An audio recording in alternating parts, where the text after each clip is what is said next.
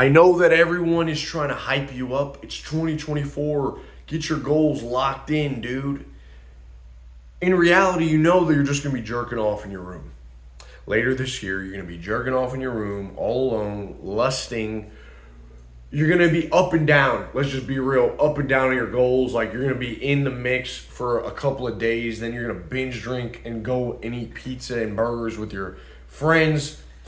You're going to be in your room playing video games, knowing you should be more productive, but can't really turn the game off. Just one more game. You're going to want it, dude. You're going to want it some days, and then other days you're going to be depressed. Like, what the hell is life? What the hell is life? You're gonna deal with all the human things, man. Laziness, perverse thoughts. You're gonna deal with anxiety. You're gonna deal with hatred. You're gonna deal with just every human experience, and it's okay because you're a scoundrel, and you know you're a freaking scoundrel. So can we just stop acting like we're not a bunch of scoundrels in this life, in this world? Everyone's acting like they're angelic and they got all the answers to everything. No. Accept the fact that you're a scoundrel. Accept the fact that you're a man. You're having a human experience. You know, one of the things that has happened is we have the internet. And the internet gave us the ability to peer into other people's lives and to become very, very aware of that person, which led us to becoming very, very aware of ourselves and our own psychology. We could have voyeurism, where we peer into the lives of someone else and judge them from a distance on our couch. We get to see things. We get to make assumptions. We get to criticize and become very self-aware. So we have this sort of hyper-consciousness that we've come about of our own scoundrelhood. We're nasty, dude. We're filthy. Bunch of filthy animals. I'm telling you, the more you try to dodge that fact, you're gonna be fake. You're gonna be fake. That will lead you to be, you might be happy. Ignorance is bliss, and that reminds me of the story, such a brilliant story of Adam and Eve. Two retards in a garden. Two retards and a snake in a garden. Adam and Eve. God is like, okay, I'm gonna make man. He makes Adam. He sees that Adam is very lonely, so he takes Adam's rib. He makes a woman out of Adam, Eve. Now these two idiots are just running around butt-ass naked in the garden. They're over here naming all of the animals. That's a tiger. That's a rhinoceros. That's a duck. And they're just having a great time. They're probably just having sex all the time and eating good food and riding horses. It's paradise. And then Satan comes along, a little slithering devil, and he says, hey, Eve, listen. I know God told you can have all of this paradise, just don't eat from the fruit of this one tree. That was his only stipulation, his only rule. He's like, listen, God doesn't want you to see. He doesn't want you to be like him. But trust me, just eat the freaking fruit and you're going to love it. So she takes a bite. She sees good and evil. She becomes conscious. Okay, she eats from the apple.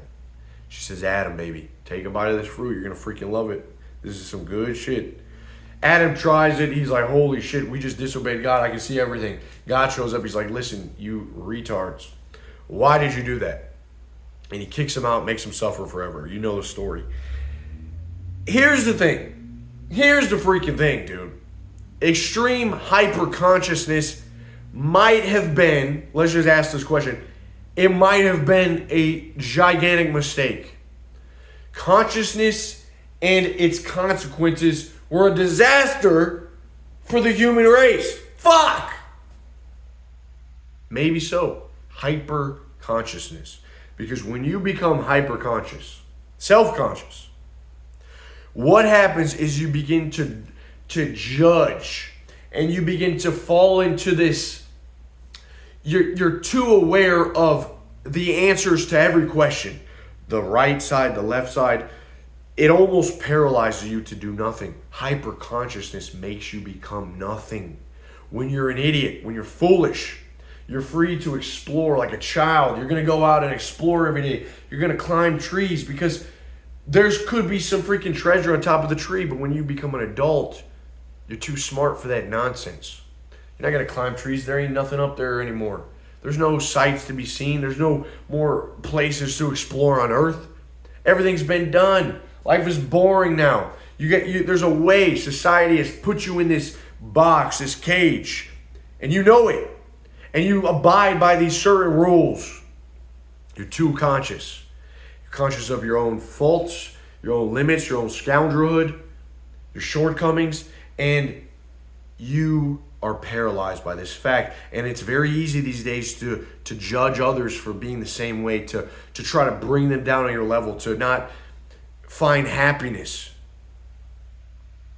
Because maybe happiness is not being ignorant to everything. Maybe you find happiness in causing mischief, by causing a bit of chaos.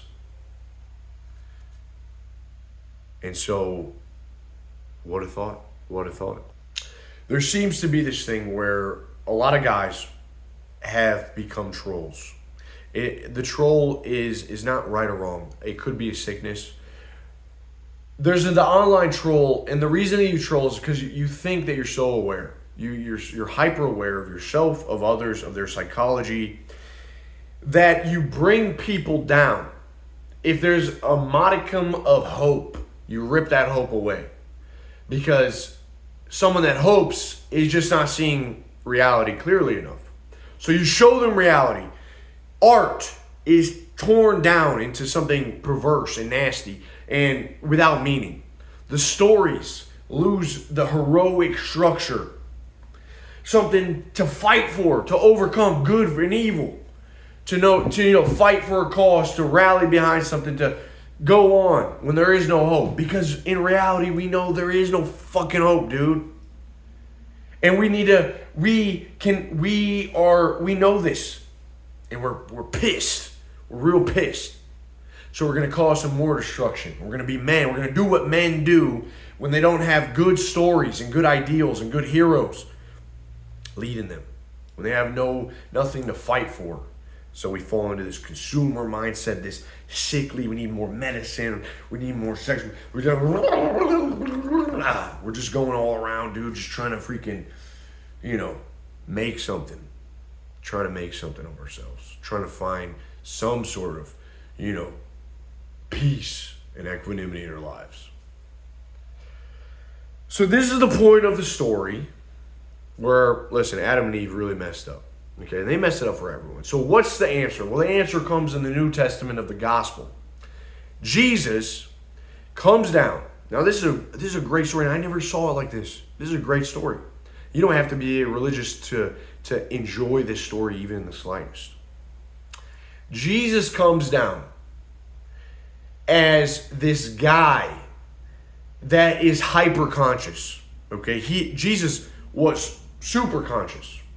Now, Jesus could have been a giant troll. Listen, I'm telling you, Jesus had the power to be a giant troll, but he wasn't. He saw these idiots judging everyone when they had, skeletons in their closet. He saw whores, just people are about to stone him. He's like, listen, I get it. You're human. I forgive you. Relax. Stop judging this woman. He saw the Pharisees just being two-sided. He saw wickedness. He got tempted, and he refused to give in to the nihilism, to the depression, to the state of consciousness that would ruin him. He refused to be a troll. He refused to be someone that was not supportive. He went around and he brought joy to people and he healed them with the mission of saving people from this state of knowing too much, of being too hyper-conscious. When people say to follow Christ, what they're saying, you're Christ-like. To be Christ-like is to be someone who acts in a way where he can love even though he sees himself as evil, even though he sees himself as no good, rotten scoundrel, and he sees that in others. He can love instead of judging all the time.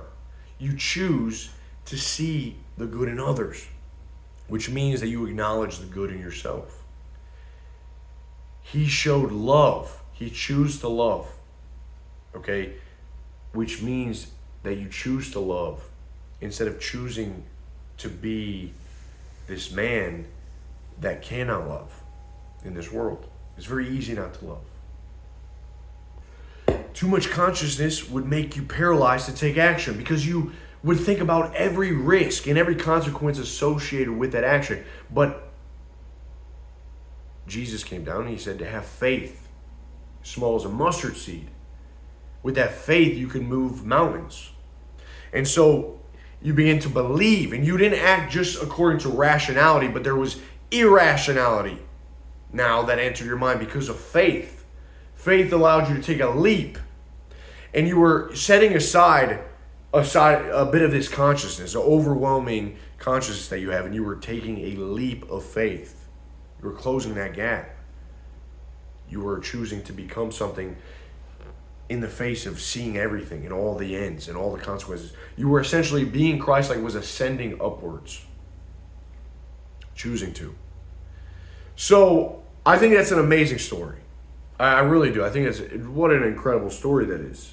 Because, you know, I think a lot of you guys are intelligent. I think a lot of people are intelligent. I don't think a lot of people are dumb. I think we see too much.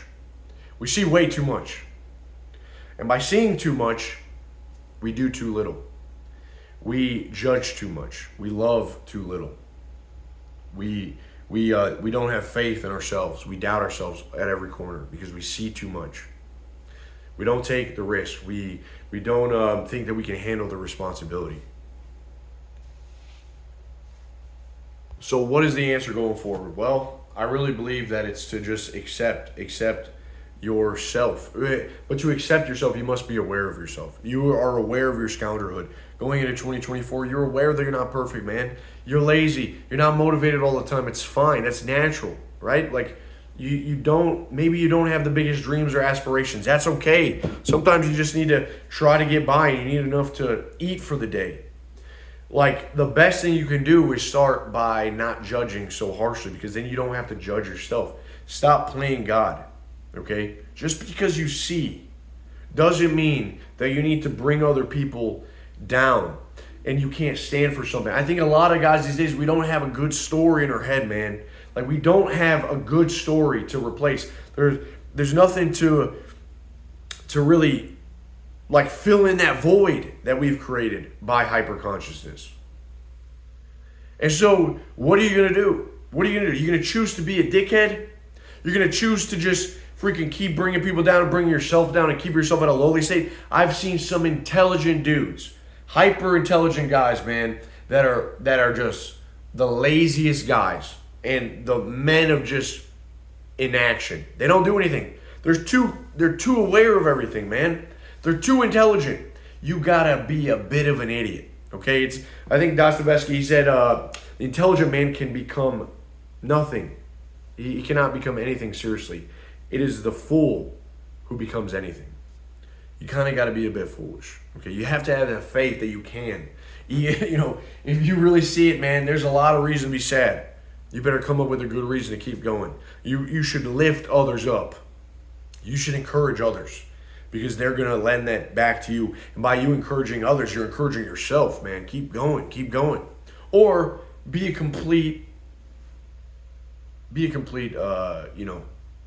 Debbie Downer, buzzkill. Go ahead, be that way. No one's going to want to be around you. You're going to ruin your life. Good luck. Choose that route. Good luck, dude. That's all I got to tell you. But, you're aware of this. You're aware of it. If you're aware, that's a good start. Hey, you got powers. Don't deny your nature. Don't deny that it's in you. But you can choose to ascend, to aim at something better than just this ball of, criticizing and judging and everything's down. No, don't be a doomer, dude. 2024, we're gonna go in. We're gonna choose. We're gonna make a decision. We're gonna ascend. All right, keep it at Thumos, guys, and I'll talk to you very soon. Peace.